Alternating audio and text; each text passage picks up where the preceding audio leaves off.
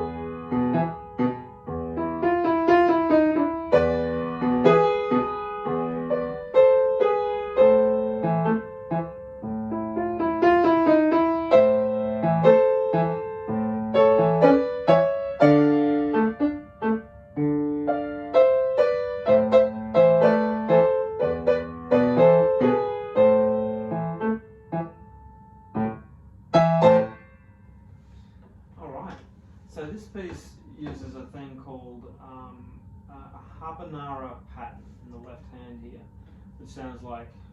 So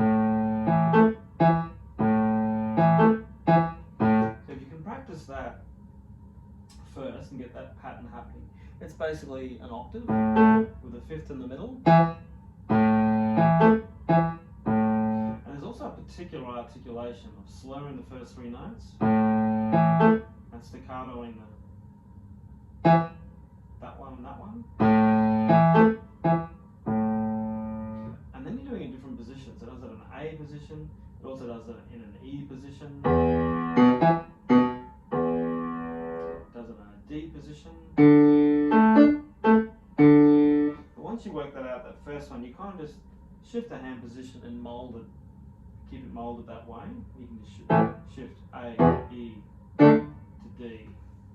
And in fact, this is your main one, all your main ones there. There's a variant in bar 11, which is a bit more of a 10th stretch. A little bit different there. That's the first thing, and that particular articulation, as I said. Okay, and then over the top is, in this first section, it's a bit more lyrical. It's like a sort of a singing.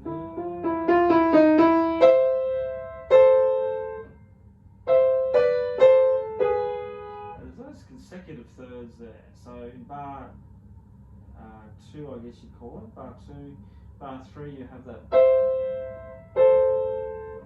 and then the next bar. Try and make that as smooth as possible, and also each note in relation to the other one, very synchronized with each other. So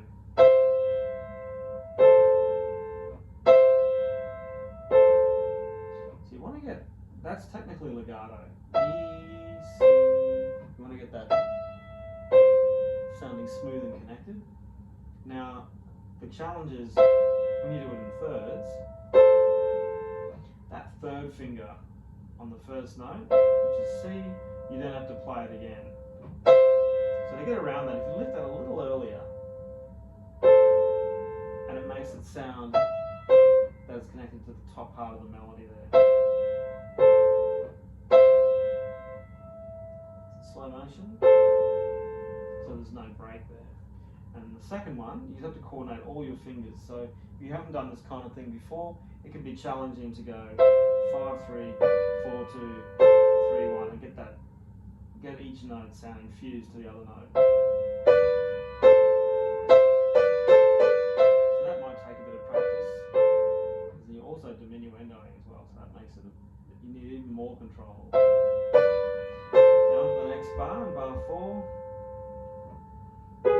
have to finger change it to. There's no way of getting that C to the B connected. So it creates this kind of oral illusion of the A and the A to the G sharp, sort of to carry that feeling of the smooth phrase across. So from here, you'll have to lift your third finger off the C, which is okay. Keep your thumb down, and when you play the next one, that A to the G sharp connecting together makes it feel like the whole thing's smooth.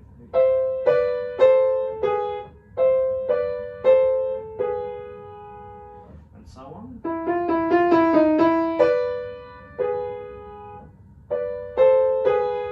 Very similar challenges there. Yeah, so these thirds keep appearing.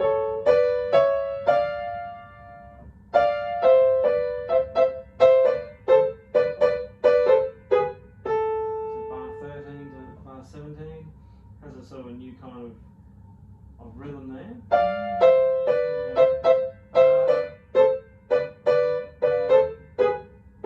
Very particular articulation.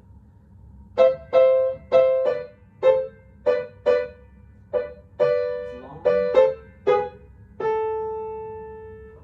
Yeah. So all of that, and then you have to coordinate it all hands together. Now that little last bit we were just looking at, the ba ba ba da ba, is actually going to then appear in bar 18, where you've got. So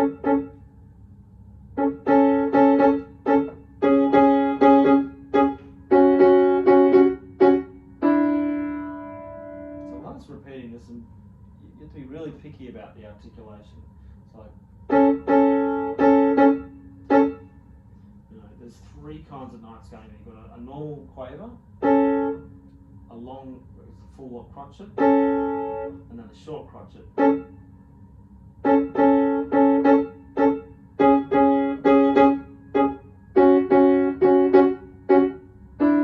example how you can make even the same note sound interesting. There's a subtle change in articulation there.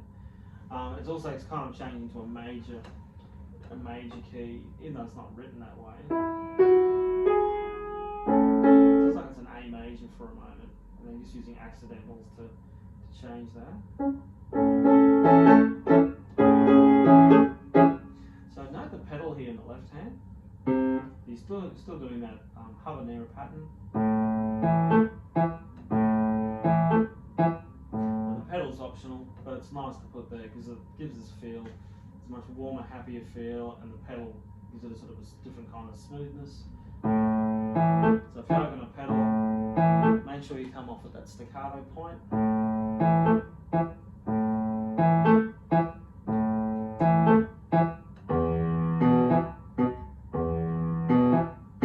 so on. What else have we got? And then there's a return. Well, there's this bit at the end here. 29, 30, end of this middle section.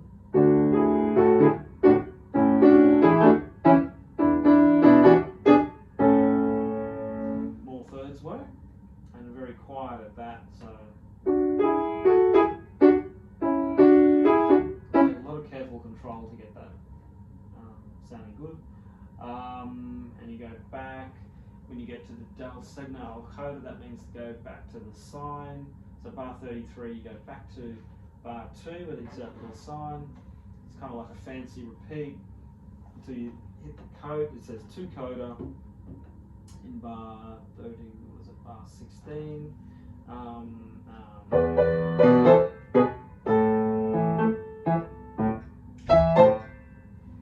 how it ends on the coda there at the end. Yeah, so there's some breakdowns of it. They've got some interesting improvising ideas. Even going as far to try the pieces in the book. If you're doing like Twilight or Nashville Rag, you could try this habanero pattern with that. Here we go. I wonder if we could try that Nashville Rag. How would that work? I'm just a bit curious. Where is that again? That's page 24. National Rag. Yeah, so the old National Rag.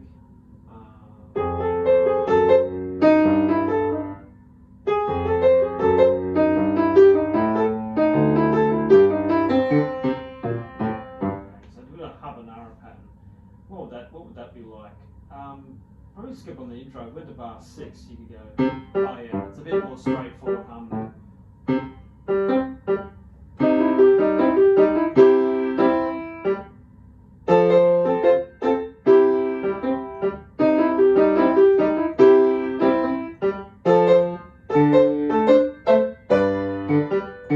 Yeah, you could totally do that. I see.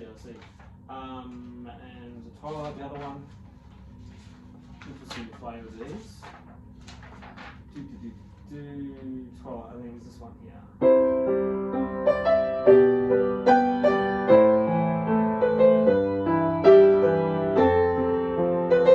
Yeah, so how will this go?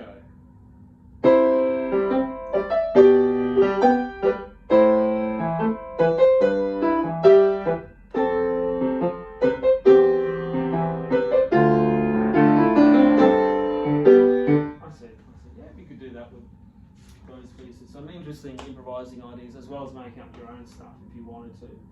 So yeah, there's a tutorial on Spanish dance. Hopefully that was helpful for you, and catch you next time.